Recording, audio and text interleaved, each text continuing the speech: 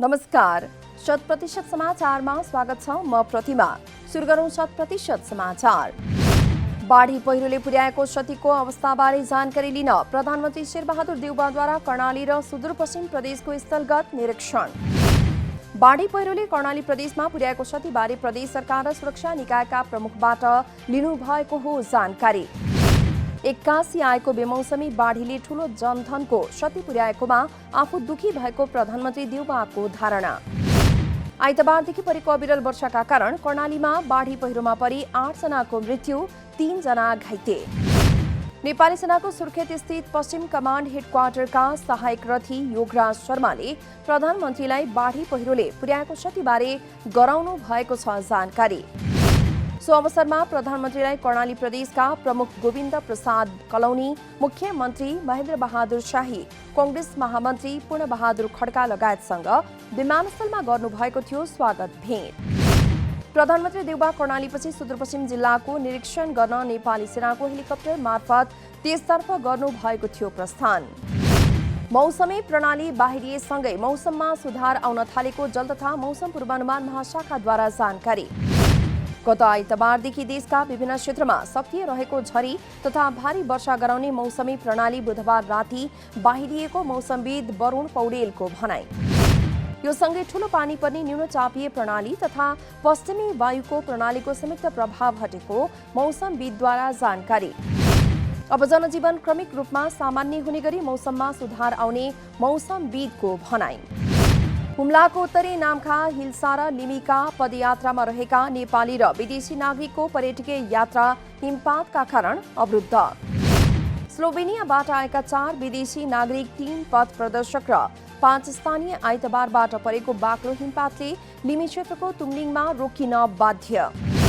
लिमीको पदयात्रा सकाएर सिमकोट फर्कने क्रममा आइतबार रातिबाट परेको बाक्लो हिमपातले बाटो छिचोल्न नसकेपछि उनीहरू तुमलिङमा रोकिन बाध्य भएको प्रमुख जिल्लाधिकारी गणेश आचार्यद्वारा जानकारी।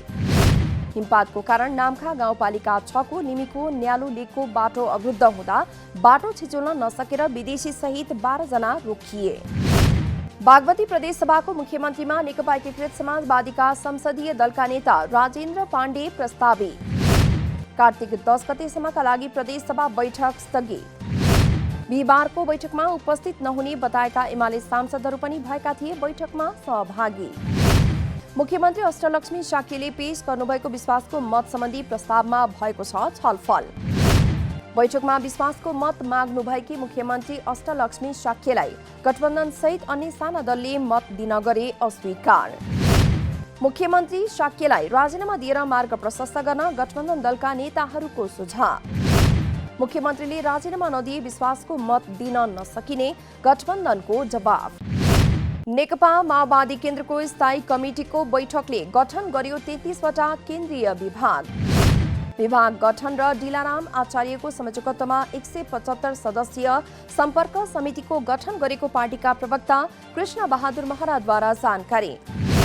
बैठकले 35 सदस्य रहने गरी विभाग गठन। त्यस्तै विभाग बाहेक रामचन्द्र झाको नेतृत्वमा नीति तथा अनुसन्धान प्रतिष्ठान बनाउने निर्णय। पार्टी स्कुल विभागको संयोजकमा गिरिराज मणि पोखरेल र इन्चार्जमा पार्टी अध्यक्ष पुष्पकमल दाहाललाई जिम्मेवारी। विपद व्यवस्थापन विभाग गठन गर्न बाँकी रहेको र त्यसको संयोजकमा सूर्य सुवेदी रहने प्रवक्ता महराको भनाई। पार्टी सदस्यताको काम 50% सकिएको बताउँदै अबको 1 हप्तामा पार्टी सदस्यताको काम पूरा हुने प्रवक्ता महराद्वारा जानकारी।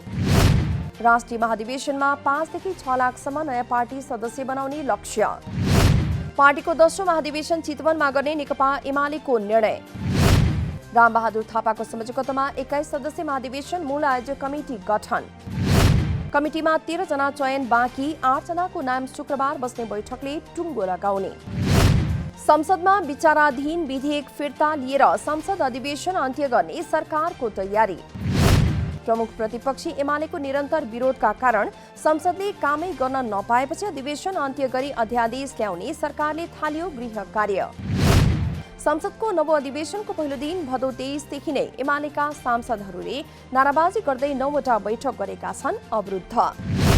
एमालेका सांसदले बैठक अवरुद्ध गरेपछि सभामुख अग्नि सापकोटाले विरोधका बावजुद बजेट सम्बन्धी 3 विधेयक गर्नुभएको थियो पारित। हाल प्रतिनिधि सभामा 44 र राष्ट्रिय सभामा 13 विधेयक छन् विचाराधीन। संसदमा भएका विचाराधीन विधेयकहरू धमाधम फिर्ता गर्दै अध्यादेश ल्याउने सरकारको तयारी। यता संसदमा पेश गरिसकेको विधेयक फिर्ता लिने र अधिवेशन अन्त्य गरी अध्यादेशबाट देश चलाउनु लोकतन्त्र विपरीत भएको भन्दै प्रमुख प्रतिपक्षी एमालेको टिप्पणी। प्रमुख प्रतिपक्षीले निरन्तर संसद अवरुद्ध गरेर सरकारलाई कामै गर्न नदिएकाले सरकारले विधेयक ल्याएर काम गर्ने कानून मन्त्री दिलेन्द्र प्रसाद बडुको भनाई। नेपालमा पछिल्लो 24 घण्टामा 545 जना कोरोना संक्रमित थपिए।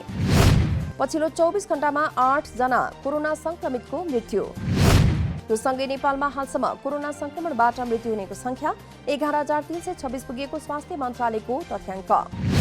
बिहिबार 726 जना संक्रमण मुक्त भएको मन्त्रालयद्वारा जानकारी। हाल देशभर 11,315 सक्रिय संक्रमित रहेको स्वास्थ्य मन्त्रालयको तथ्याङ्क। मौसम परिवर्तनसँगै रुघा खोकीका बिरामी बढ्ने भएकाले सचेत रहन चिकित्सकको सुझाव। भाइरल रुघा खोकीबाट बस्न साबुन पानीले हात धुन, सामाजिक दूरी कायम गर्न र मास्कको प्रयोग गर्न सुझाव। उच्च रक्तचाप, मधुमेह, मुटुको रोगी, बालबालिका तथा बुढापाकाहरूलाई रुघाप्रति बढी संवेदनशील हुन आग्रह। इन्फ्लुएन्जाले निमोनिया हुने, दम बढ्ने र फोक्सोमा असर गर्ने चिकित्सकको भनाई। केही दिन अघिबाट परेको निरन्तरको वर्षाका कारण भोजपुरमा धान बालीमा क्षति। वर्षासँगै आएको हावाहुरीका कारण थन्काउन लागिएको धानमा क्षति पुगेपछि किसानहरू चिन्तित। थन्काउने अवस्थामा बाली नष्ट भएपछि किसानलाई बिउ कसरी जोगाउने भन्ने चिन्ता। खेतमा रहेको धान कामै नलाग्ने गरी ढलेको किसानहरूको भनाई। बाली बिमा गर्ने बानीको विकास नभएका कारण किसानहरू मारमा। भोजपुर जिल्लाको करिब 17,000 हेक्टर क्षेत्रमा धानको खेती हुने गरेको कृषि ज्ञान केन्द्र भोजपुरद्वारा जानकारी। अवैध मोबाइलमा रोक लगाउन mobile device management system MDMS लागू गर्ने सरकारको निर्णय अझै भएन कार्यान्वयन। निर्णय कार्यान्वयन नभएकोमा मोबाइल फोन आयातकर्ताहरूको आपत्ति। गत साउन 1 गतेदेखि लागू गर्ने भनिएको सो प्रणाली 3 महिना बित्न लाग्दा समेत आएन कार्यान्वयनमा। सो निर्णय छिट्टो भन्दा छिट्टो कार्यान्वयन गरी नेपालमा मोबाइल व्यवसायलाई राम्रो ढङ्गले अघि बढाउने वातावरण बनाउन सरकारसँग माग। तरलता व्यवस्थापन गर्न नेपाल राष्ट्र ब्याङ्कले जारी गर्यो 10 अर्ब बराबरको रिपो। ब्याङ्क तथा वित्तीय प्रणालीमा लगानी योग्य रकम अभाव हुन नदिन 7 दिने रिपो जारी गरिएको जानकारी। वाणिज्य ब्याङ्क, विकास ब्याङ्क र वित्तीय संस्थाले कार्तिक 11 गते परिपक्व हुने रिपो बोलकबोल मार्फत खरिद गर्ने। तरलता अभावमा ब्याङ्क तथा वित्तीय संस्थाले रिपो अन्तर्ब्याङ्क सापटी स्थायी तरलता सुविधा गर्छन् प्रयोग। अहिले अधिकांश वाणिज्य ब्याङ्कहरूमा कर्जाको माग बढेको तर लगानी योग्य रकमको छ अभाव। ब्याङ्कहरूले आफू खुसी निक्षेप तान्न ब्याज दर तोकिरहेका बेला केन्द्रीय ब्याङ्कले लगाएको छ लगाम। मोटरसाइकल तथा स्कुटर उत्पादक कम्पनी हिरो मोटोकर्प लिमिटेडले सार्वजनिक गर्यो नयाँ माइस्ट्रो एज 110। हिरो मोटोकर्पको आधिकारिक विक्रेता जनरल मार्केटिङ प्राइभेट लिमिटेडले बिहिबार पत्रकार सम्मेलन गर्दै माइस्ट्रो एजलाई गरेको हो सार्वजनिक।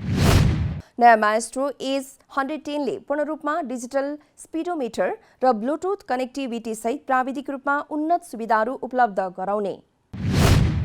टर्न बाई टर्न नेभिगेसन भएकाले सवारी चलाएर अगाडि बढ्दा महत्त्वपूर्ण जानकारी प्राप्त गर्न सजिलो भई कल अलर्ट समेत प्रदान गर्न सकिने जानकारी। माइस्ट्रो एज 110 को मूल्य 2,15,000 रुपैयाँ रहेको कम्पनीद्वारा जानकारी। यसमा i3S स्टार्ट स्टप सिस्टमले इन्धन बचत गर्न मद्दत गर्ने तथा बाहिरबाटै पेट्रोल हाल्ने व्यवस्था रहेको कम्पनीद्वारा जानकारी। आफ्नै लगानीमा नयाँ सामाजिक सञ्जाल ट्रुथ लन्च गर्ने पूर्व अमेरिकी राष्ट्रपति डोनाल्ड ट्रम्पको घोषणा। ठूला सामाजिक सञ्जालको मनपरीलाई चुनौती दिन आफूले नयाँ सामाजिक सञ्जाल ल्याउन लागेको ट्रम्पको भनाई। फेसबुक, ट्विटर जस्ता सञ्जालले अमेरिकी जनताको आवाजलाई दबाएको ट्रम्पको आरोप। Trump media and technology ग्रुपले video on demand सेवा पनि लन्च गर्ने। गत जनवरीमा ट्रम्पका समर्थकले अमेरिकी संसद भवनमा तोडफोड गरेपछि फेसबुक र ट्विटरले ट्रम्पलाई लगाएको हो रोक। यस वर्षको सुरुवातमा डोनाल्ड जे ट्रम्पको नाममा उहाँले ल्याउनु भएको थियो ब्लग सञ्चालनमा। ट्रुथ नामक उक्त सामाजिक सञ्जाल केही अतिथिको लागि आगामी महिना प्रयोगमा आउने ट्रम्पको कम्पनीले जारी गरेको विज्ञप्तिमा उल्लेख। सन् 2022 को सुरुवाती 3 महिनामा अमेरिकी प्रयोगकर्तामाझ आउनेछ ट्रुथ। ट्विटरमा तालिबानको बृहत उपस्थिति रहेको तर अहिलेसम्म अमेरिकी लोकप्रिय राष्ट्रपतिलाई मौन राखिएको ट्रम्पको टिप्पणी। दक्षिण कोरियाद्वारा आफ्नै देशमा बनेको अन्तरिक्ष यान प्रक्षेपण। The KSLV-II rocket narrow space स्टेशनबाट प्रक्षेपण गरिएको विज्ञान तथा आईसीटी मन्त्रालयद्वारा जानकारी। 200 टनको नुरी यानले 1.5 टनको नमुना भू उपग्रह पृथ्वीको कक्षमा स्थापित गर्ने। कोरियाली प्रायद्वीपमा हतियार परीक्षणको दौड चलिरहेका बेला दक्षिण कोरियाले आफ्नै प्रविधिमा निर्मित अन्तरिक्ष यानको गरेको प्रक्षेपण। नेपालको विश्व फुटबलको सर्वोच्च निकाय फिफाको वरियता घट्यो। फिफाले बिहीबार सार्वजनिक गरेको नयाँ वरियतामा नेपालको वरियता घट्यो। नयाँ वरियतामा नेपाल 1 स्थान तल झर्दै 169औं स्थानमा कायम। हालै साफ च्याम्पियनसिपको उपविजेता बने पनि नेपालको वरियता घट्यो। नेपाल दक्षिण एसियाली राष्ट्रको वरियतामा भने तेस्रो स्थानमा। नेपालभन्दा अघि रहेका छन् भारत र मालदिभ्स। नेपालभन्दा तल भुटान, बङ्गलादेश, श्रीलङ्का र पाकिस्तान। बङ्गलादेश 187औं, भुटान 186औं, पाकिस्तान 197औं र श्रीलङ्का 204 स्थानमा। नयाँ वरियताको शीर्ष स्थानमा बेल्जियम यथावत। त्यस्तै ब्राजिल दोस्रो, तेस्रोमा फ्रान्स, चौथोमा इटली र 5औं स्थानमा इङ्ल्यान्ड कायम। शनिबारबाट आयोजना हुने मेयर कप वेटरन्स फुटबल प्रतियोगिताको सम्पूर्ण तयारी पूरा। बिहीबार पत्रकार सम्मेलन गर्दै प्रतियोगिताको सम्पूर्ण तयारी पूरा भएको आयोजक फुटबलर्स मिशन टुगेदरद्वारा जानकारी। कार्तिक 6 देखि 16 गतेसम्म हुने प्रतियोगितामा 21 टोलीले गर्दैछन् प्रतिस्पर्धा। लिग कम नकआउट प्रणालीमा खेलाइने प्रतियोगितामा सहभागी भएका 21 टिम 7 समूहमा विभाजित। एक टोलीमा 20 खेलाडी राख्न पाउने, जसमा 35 देखि 40 वर्ष उमेरसम्मका 3 खेलाडी हुने, बाँकी खेलाडी 40 वर्षभन्दा माथिको हुनुपर्ने। खेलको समय अवधि 60 मिनेट, एक हाफ 30 मिनेटको हुने आयोजकद्वारा जानकारी। प्रतियोगिताको विजेताले 5 लाख र उपविजेताले 2,50,000 प्राप्त गर्ने। हवस् त 100% समाचार अहिलेलाई यति नै। नमस्कार।